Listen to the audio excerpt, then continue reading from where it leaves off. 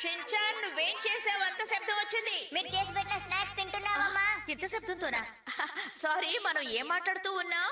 Shinchan నన్ను క్షమించు. నేను అడగడం వల్లే కదా నువ్వు ఇలా చేసావు. ఇదేవి నీ తప్పు కాదులే మసావ్. అయినా సరే దిగులు పడకు, దీన్ని మనం కవర్ చేసేయచ్చు. ఎలా షించాన్? ఇదిగో ఇప్పుడు చూపిస్తాను చూడు. ఇదిగో దీంతో కవర్ చేసేయచ్చు.